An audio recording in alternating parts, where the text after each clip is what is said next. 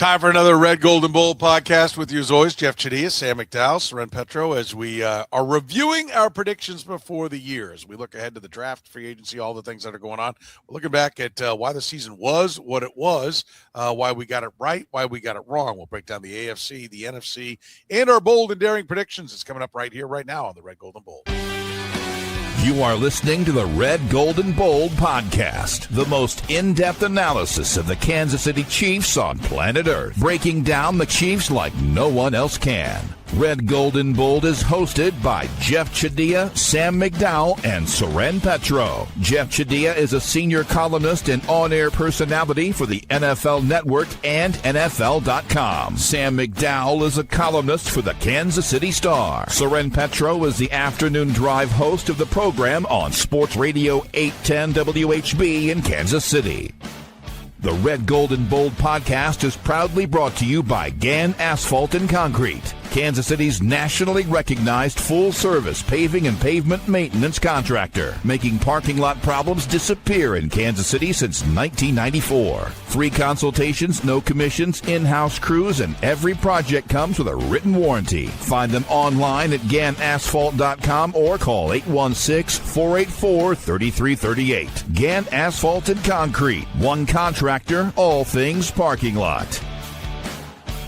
Now, here are the hosts of the Best Chiefs podcast, Jeff Chadiha, Sam McDowell, and Soren Petro.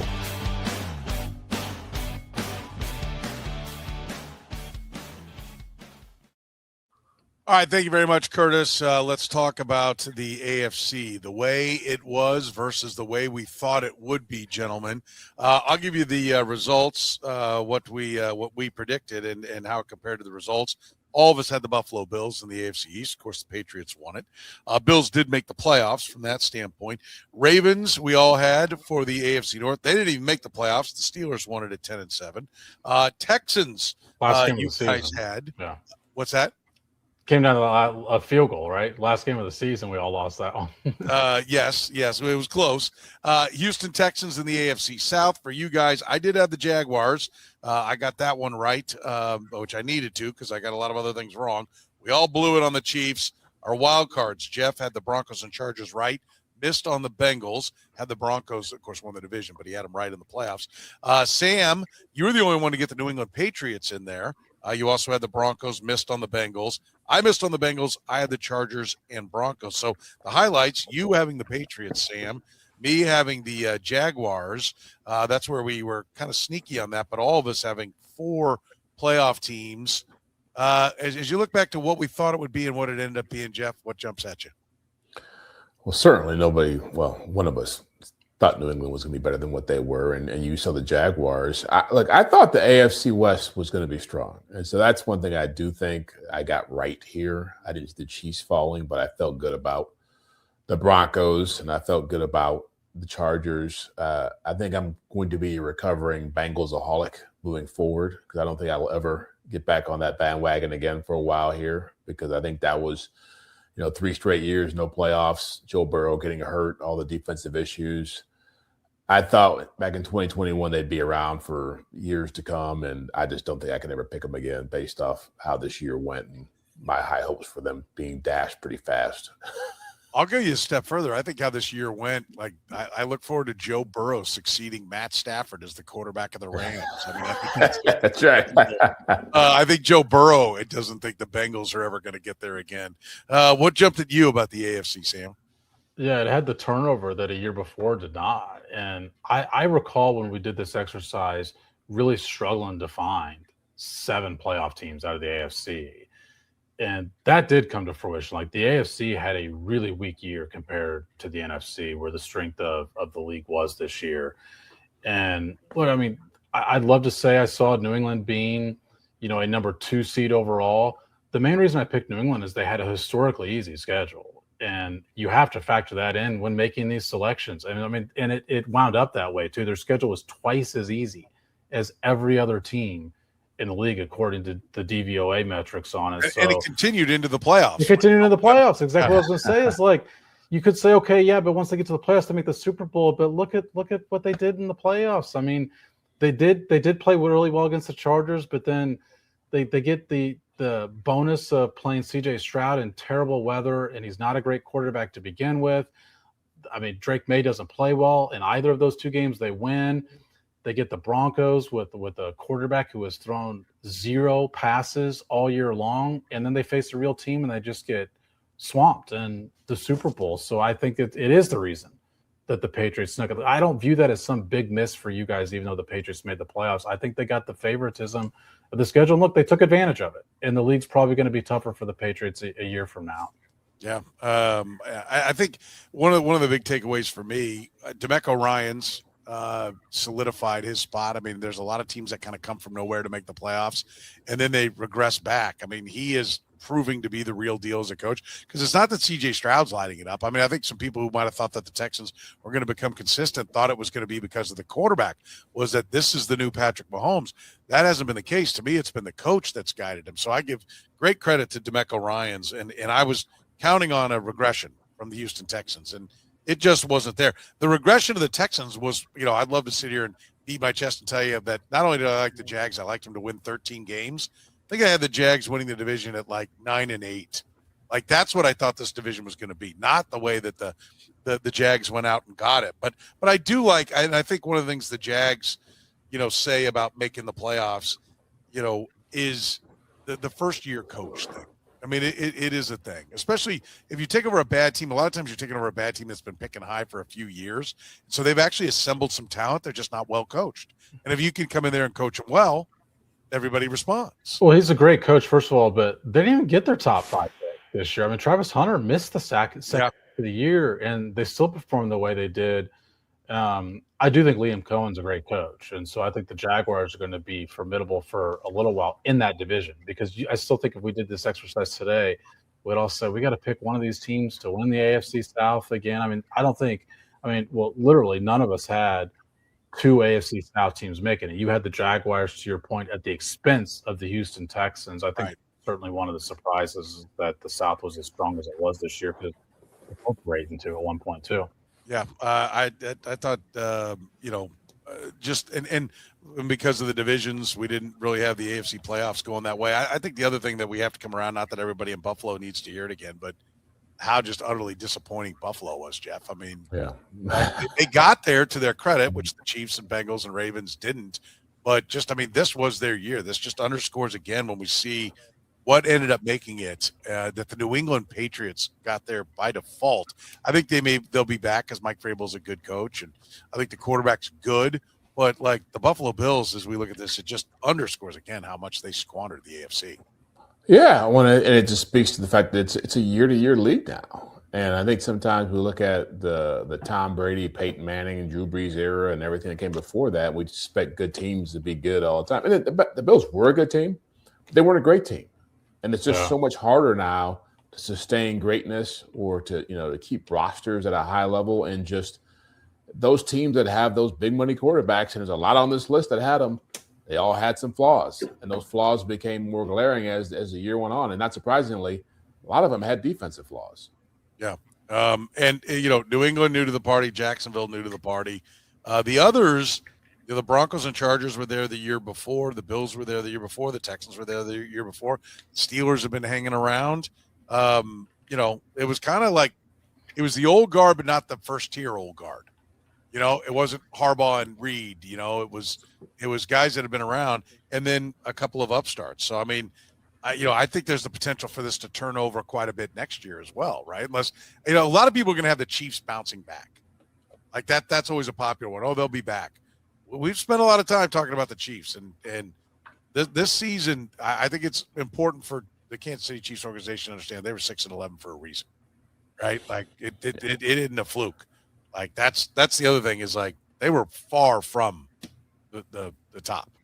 Yeah, and I think the other disappointment for them should be that this was not a strong AFC playoff field. Like, this was a bad year to miss the playoffs, because this was a pretty cushy playoff field in years past. I mean, 2 years ago, the Ravens were just terrific, and they had to beat the Bills on the road just for the right to play the Ravens on the road, where they were, a 5.5-point underdog in that game and won. And like, their routes have been hard.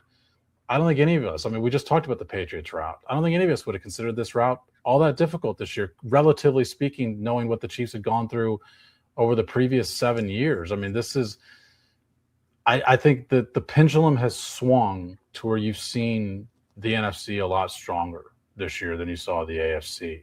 Yeah, and everyone's always looked at the AFC because of the quarterback play. But by the way, the disappointing teams, Lamar Jackson, Patrick Mahomes, Joe Burrow are three of those quarterbacks that didn't make the playoffs. And I want to underscore Jeff's point about feeling the AFC West was strong. I think the Broncos and Chargers were strong. I think the Chiefs were strong, took on water, had injuries, got going the wrong direction, had penalties, had all the things they did wrong. But they were a team that still was dangerous. We know they had their stretch where they played good football. But, I mean, I think the other thing that this says is the Broncos and Chargers aren't going anywhere, right? Like they validated what they did in 24 by getting there in 25. And Jim Harbaugh and the Chargers did it while losing both their tackles and their usual array of injuries and turning over personnel on the defensive side of the ball. So any thought, Jeff, that the Broncos and Chargers are a flash in the pan? Doesn't feel that way now. No, because one, they're well coached. I've talked about that a lot in the past about just the quality of coaching going up in this division over the last 2-3 years, but also they're better at managing the money right now. And you look at the moves the Chiefs have made. We've talked about some of the investments in Trey Smith and the Chris Jones contract and Nick Bolton. And the Chargers are run by a GM, Joe Ortiz, who's like out of the Ravens playbook, where we're not going to go crazy in free agency. We're going to manage what we spend. And the Broncos made a huge bet that getting rid of Russell Wilson was going to pay off for them. And they ate that money, and now they're in a pretty good spot. Both these teams have better rosters. They may not have the best quarterback, but they have better rosters than the Chiefs right now. So when you have better rosters and you have really good coaching, you are built to last. Yeah, I think for sure. All right, let's take a break. We want to hear from our friends at Gann Asphalt and Concrete before we get into what we got right, what we got wrong in the NFC. That's coming up next. Concrete season is in full swing, and asphalt paving is revving up. So right now is the time to get your property on the schedule with Gann Asphalt and Concrete. Whether you need new concrete work, a parking lot repaved, crack filling, seal coating, or full asphalt installation, their experienced crews handle it all right here in Kansas City. Don't wait until the rush hits. Call today for a free bid and secure your spot before the calendar fills up. Get the process started right now at GannAsphalt.com. That's GannAsphalt.com. Gann Asphalt and Concrete. One contractor, all things parking lots. Northland Injury Law, Kansas City's Google 5-star rated personal injury lawyers, serving KC for more than 40 years, voted Kansas City's #1 accident lawyers, helping people with serious injuries from car accidents, work accidents, falls, and other personal injuries. Northland Injury Law doesn't get paid unless they get money for their client. Don't wait, get compensated now. If you have a case, text HURT to 22222. That's HURT to 22222, or call 816-400-HURT. That's 816-400-4878. The choice of a lawyer is an important one and should not be based solely upon advertisements. All right, let's talk about the NFC. We all have the Eagles, right? Philadelphia, we got right, winning the division. None of us had the Bears. You guys had the Lions. I had the Packers. They did make the playoffs. I know we'll get to the wild cards. Sam, you had the Packers in as well. NFC South, none of us got it right. Carolina won. Falcons for Jeff, Bucks for me and Sam. We missed on that. Not by much. It was a bad division. I mean, I don't think any of us are turning in our credentials because of that. NFC West, none of us had the Seahawks. Rams for Jeff, almost got it. San Francisco for Sam, a playoff team. I don't know why I didn't give myself credit for San Francisco making the playoffs there. I messed that up. I need to fix that. I just realized that because I had the 49ers in the NFC West, and they did make the playoffs. All right, and then let's go to the wild cards. Washington, Minnesota, and the Bears for Jeff. Commanders and Vikings didn't make it. Bears did. Sam, like I said, you got the Packers in there. You had the Panthers as a wild card. Hell yeah. Let's show some love right there. Yeah. Did have the Carolina Panthers making the playoffs. That's the boldest prediction of any of our NFC picks to be correct. You didn't get it with the Commanders. I didn't have the Lions or Commanders make it. I did have the Rams get in as a wild card. So we all got 4 out of 7 on that. On the playoffs, What strikes you, Sam, about the NFC? Well, I just want to say, if either of you ever become in the front office of a team, I will also pick your team to make the playoffs. Yeah. Unlike you guys who just wanted to shit all over your former podcaster and not have them make the playoffs, I was on board with the Panthers. Rather be early than late, and I was early on the Panthers, but unfortunately, the team that they beat out, I had advancing further than just winning the division this year. So Yeah. You did have the Bucks going a little ways. All right, so your take any other takeaway other than you stuck up for Eric Eager? Well, the Seahawks, I think, surprised us all, right? And I think just how good they were defensively, and it sort of all makes sense in the aftermath of it when you look at Witherspoon being one of the best cornerbacks in the league, but Mike McDowell just did a hell of a job. And, these new coaches always get the bump, and Mike Vrabel wins Coach of the Year because of how bad the Patriots were the year before. Sam Darnold was tossed aside by the Minnesota Vikings, and he took that team and won a Super Bowl with them, and they were dominant at times this year. And then when Sam Darnold took a dip over the middle of the year, their defense just carried them. And they rode the wave until he got to where he played pretty good football again in the NFC Championship. And then, he was good enough in the Super Bowl. And I would have voted Mike McDonald as Coach of the Year if I had that vote. Yeah, he was impressive. Jeff, what was your takeaway from what we thought and what it ended up being in the NFC? Well, Sam's right. None of us could have predicted what Seattle became, but I would add that John Snyder, their general manager, had a great year. And he had to go out and sign Sam Darnold when people were saying, what are you getting? And he went out and signed Cooper Kupp. People said he was broken down and couldn't help you. And he signed a 33-year-old DeMarcus Lawrence, and got a big year out of him. And this is and traded Geno Smith and DK Metcalf. And so I think we should mention on that front too, they traded for and then re-signed Leonard Williams. I know that wasn't a this year move, but that was one of the most important players on that defense. And it was a guy that some people were questioning him for acquiring. And then everybody's celebrating the player, when he's holding up a Super Bowl trophy. Yeah. And again, it just speaks to just how important it is to find the right guy. Not just the guy that you like or the guy who's got the big name, but the right guys that fit what you want to do. And I don't think anybody could have foreseen what they were creating in that lab in Seattle over the last, whatever it's been, 24 months, 18 months, but it worked out well for them. And then I think I was sort of seduced by, the star quarterback on the rise, the next big thing. I think we all picked the Commanders probably for the same reason, because Jaden Daniels was such a superstar, rock star quarterback in his first year. And it just shows you that defense still matters and coaching still matters. And a lot of those guys that were part of that first year are gone because that was not something you could really, it wasn't stable. It was something that was very, very volatile. And that proved as soon as Daniels got hurt that they couldn't keep winning. Yeah, I remember being at the NFL owners meetings last year, and Andy Reid was asked a lot about, to give people a sense of what these owners meetings are like. The coaches have like a breakfast of availability, but the NFC goes in one lump sum, and then all the AFC guys go in one lump sum. So what happens at the table of whatever team you're sitting at, there's a few local questions, but then there's a ton of questions about, what do you think of my team's quarterback? What do you think of my team's head coach? So Andy Reid got asked about Jaden Daniels like 5 times over the team. There were tons of Washington reporters there, wanted to know about what he thought about Jaden Daniels. And he talked about how good he was, and he said, but the second year's tough in the NFL. And we saw that with C.J. Stroud the year before. The second year was really tough on him. The elite quarterbacks who remain elite over the long term, like they fight through that wall of the defenses making the adjustments to them. And Drake May didn't play a ton as a rookie compared to what Jaden Daniels is. And I think there could be some of that with him too, knowing his susceptibility to fumble the ball when he gets sacked, what the Seahawks did to him in the Super Bowl with pressure. I think that a quarterback can show a lot of talent, but there's a lot more to it to be a sustained elite quarterback over the long term. Yeah, I think that's a great point. I think Sam Darnold really validating himself, because I think a lot of us thought he was a product of the Minnesota Vikings system.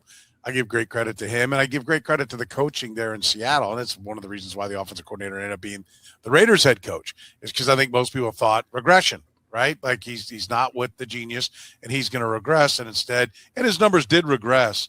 But he played a different style of football, and he had a defense to lean on, and he made big plays, and he played really, really well at a high level at times also. And I think, the standout thing is just how, is the NFC better or is the NFC West better? I thought the NFC West, you could have argued, had the 3 best teams in football. I mean, I think they definitely had the 2 best teams in football. The 49ers, I also picked to win the division because of the same reason I mentioned the Patriots earlier. They had the easiest schedule in the NFC, and then they did wind up having the easiest schedule in the NFC. But they also had tons of injuries, and they were still there. I mean, they still beat the Eagles. I mean, I think a healthy 49ers team could have been the 3rd best team in the league. Yeah. And yeah, you're right. I mean, when you look at it that way, but I mean, look, the Lions are a good team that missed the playoffs still, and there's other good teams, right? I think there's no doubt, Jeff, that the NFC was better than the AFC. I think we all agree with that. Oh yeah, and the backbone of it was the NFC West. I think what'll be interesting, and the Bears were a good team, the Packers were a good team. I think Carolina's the only one. The NFC South stinks. That's just where it is. We'll see if Carolina can keep building on it with their young pieces that they've got there, and become a team that is more than just the de facto champ of the NFC South. But I think the Bears will face the same question that Washington did. Now I know Caleb Williams has already been through his second season, but they'll have their second year with their new coach, and we'll see if it goes as well.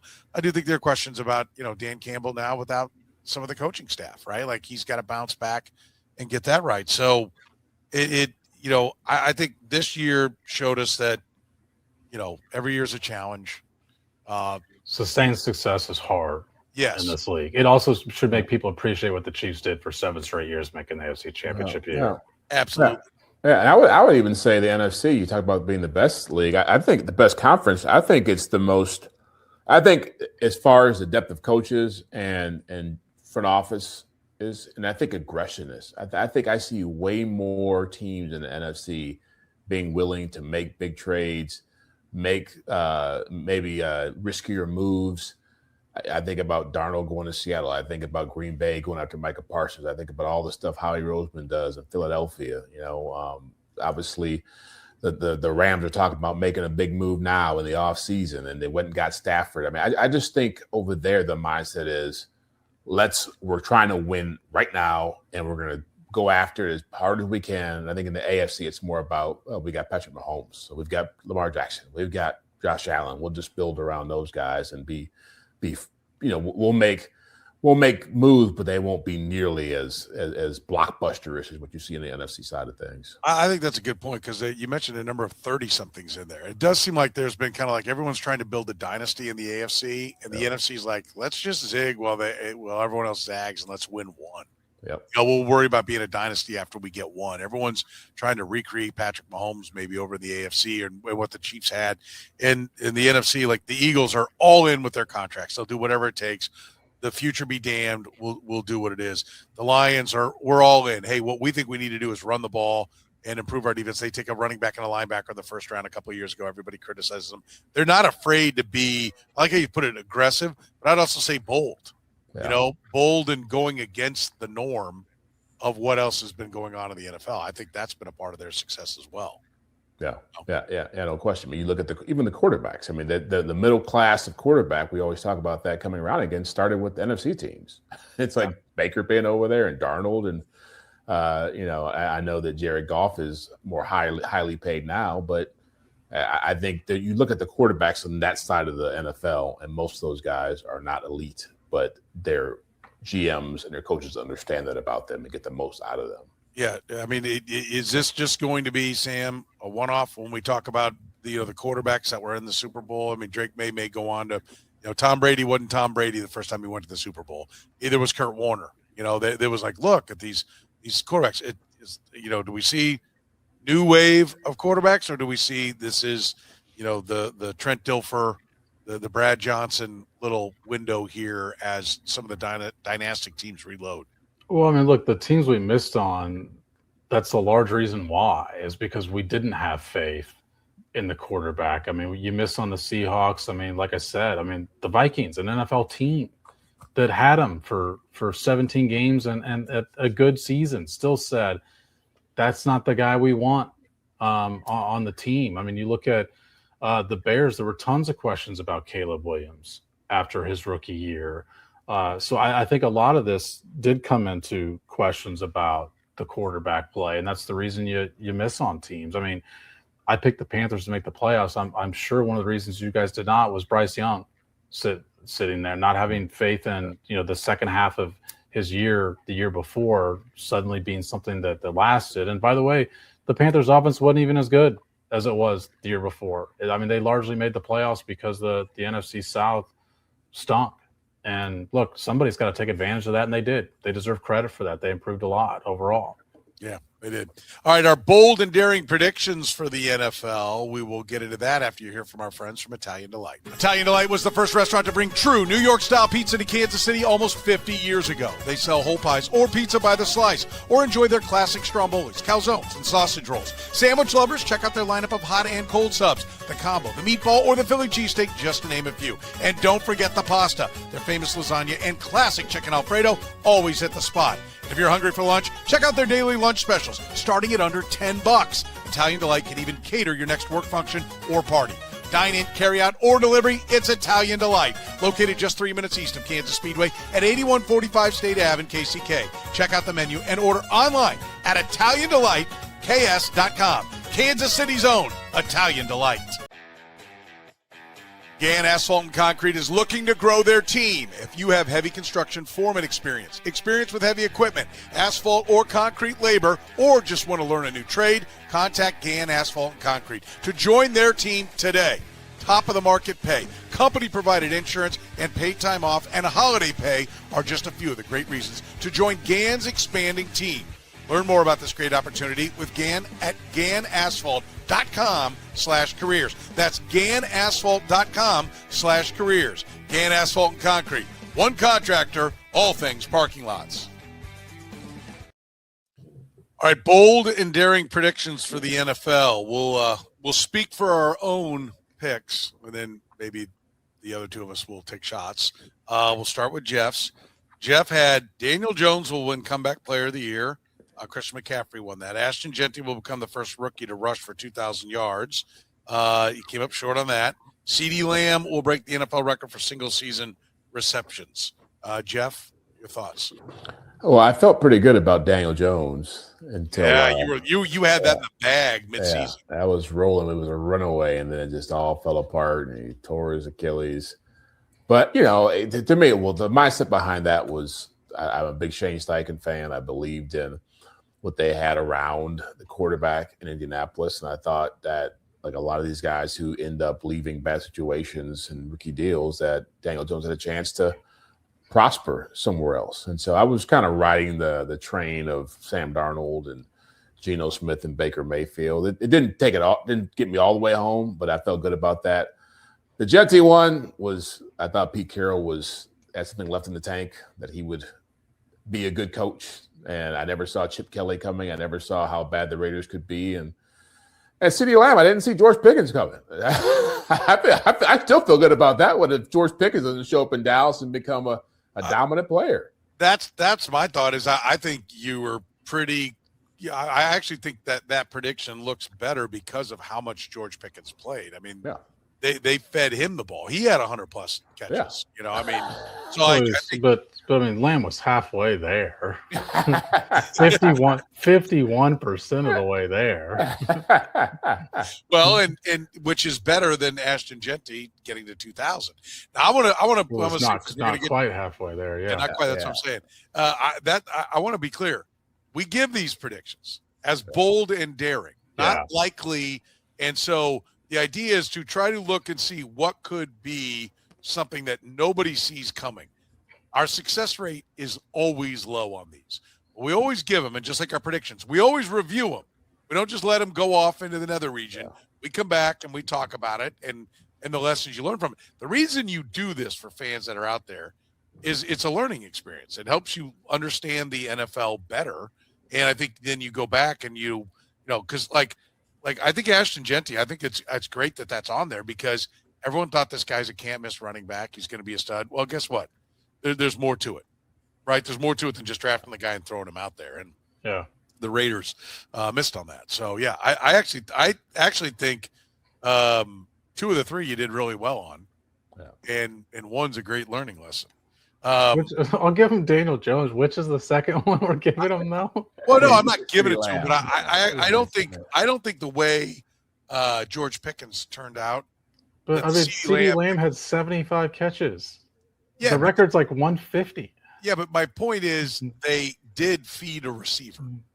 Yeah. Okay. The wrong guy. I picked the wrong guy. Okay, when I coming up saying someone led the league in yards, there was someone who led the league in yards. It just wasn't the guy I picked.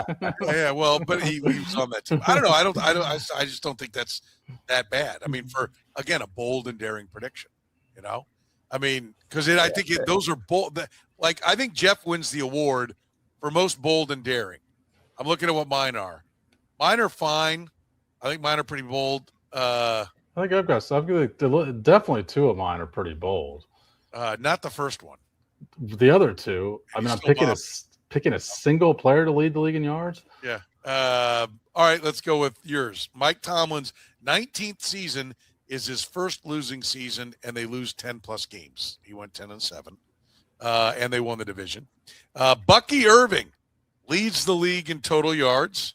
Bijan Robinson did that at 2,300. Bucky Irving was close. He was 57th with 800. What did he play, like 5 games? Yeah, I was going to say. That's average total yards per game. Yeah. Yeah. And then 2 teams will hire college head coaches next year.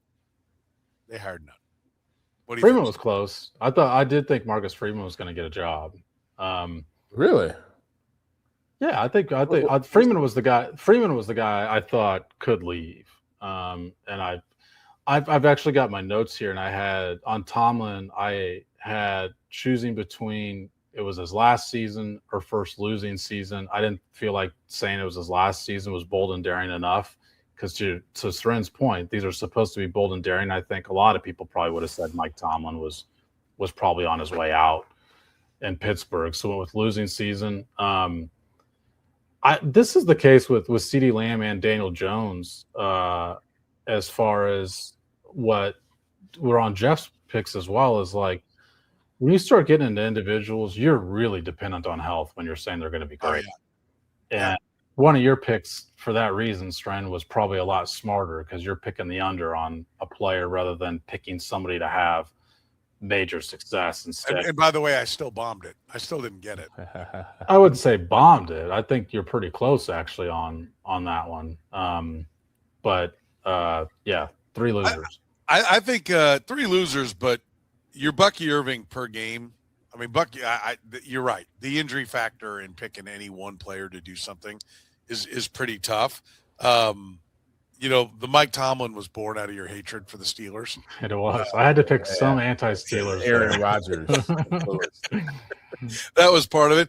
But I did like the 2 teams hire college head coaches. Do you think it's just a matter of time? Like, do you think Freeman's going to get it? Do you think Ryan Day? Do you still think that, or is that now out of your mindset? Yeah, I would say less likely. Like, I don't think I'd have this on my list next year. And I basically anticipated that one would. And let's say, okay, the bold and daring nature of it, let's go 2.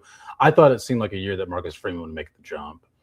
And so I thought, okay, let's say 2 of these guys will make the jump. And it could be, whether a year earlier, Steve Sarkisian was in the mix for jobs. And so, I mean, there's 2 potential, and we just didn't hear his name in the mix this year at all. Yeah, I think that's a fair point. All right. How about this? Here are my 3. Jamar Chase becomes the first wide receiver with 2,000 yards receiving. He had 1,400. That's a good one, actually. I mean, that was realistic. Well, I mean, he go ahead, Sam. 70%. Well, I just like this to me. I think your 3 actually speak to the grading scale of this bold and daring. Is you're going to find out you go 0-3 And it's also going to speak to the fact that it's not actually your prediction that Jamar Chase is going to have 2,000 yards. When you add the bold and daring nature to it, you've got to up the ante.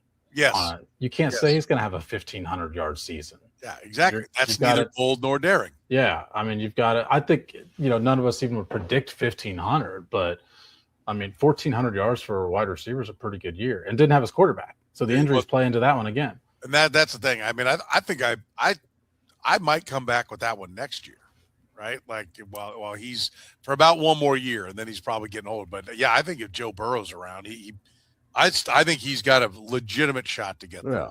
Oh yeah. With 17 games, somebody's going to get there, and right now, I think he is the most. With Joe Burrow, he's the most compelling candidate to do that. That's what I think. Especially because their defense was so bad, right? I mean, there's some factors that if Burrow plays that he probably sniffs with 17. I mean, he had 1,700 the year before, I believe. Yeah, he's chasing a number. Saquon Barkley fails to reach 1,000 yards rushing. He had 1,140. I mean, that was my closest one. You were looking pretty good there for a while. He got hot late, but it felt like he was average. His averages were pretty low around like week 10, week 11. And, played 16 games. Yeah. I mean, that's why I said that was a smarter prediction, because if he gets hurt at all, you win that one. But he doesn't get hurt, and he's still doesn't even get to 1,200 this year when you compare it to the year before where he got 2,000. Well, I feel like I look better because he did play 16 games. If he got hurt, it'd been like, well, he got hurt. Like, obviously, yeah, that's which is part of the reason to predict that. But that's why I had to go, to your point, sub 1,000. Because saying, oh, he's coming off a 2,000-yard season, he has less than 1,500.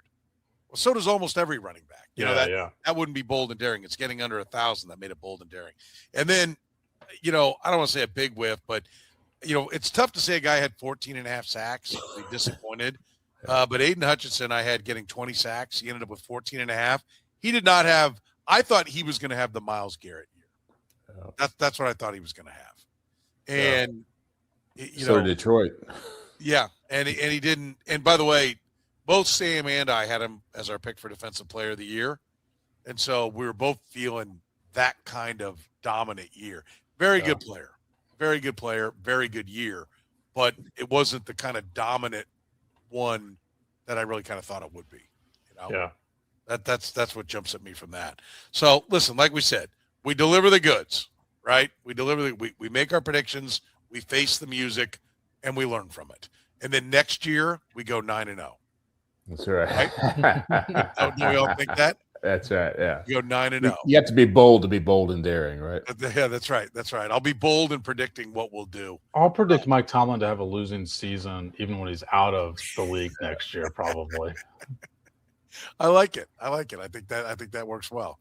Remember, you can always support the Red, Gold, and Bold by supporting our great sponsors like Gann Asphalt and Concrete. They're hiring, looking for experienced asphalt and concrete paving foremen, operators, and laborers. If you're looking for a trusted company who offers top-of-the-market pay, company-provided insurance, PTO, and many more benefits, GannAsphalt.com/careers is where you can find that. By our friends at Italian Delight, the first restaurant to bring true New York-style pizza to Kansas City almost 50 years ago. Check them out. They've got lunch specials starting at under $10. Find them online at ItalianDelightKS.com. And Northland Injury Law, serving Kansas City for 40 years, voted the #1 accident lawyers in town. If you have a case, text HURT to 22222 or call 816-400-HURT. For Jeff Chadiha from the NFL Network, Sam McDowell from the Kansas City Star, I'm Soren Petro saying thank you very much for joining us here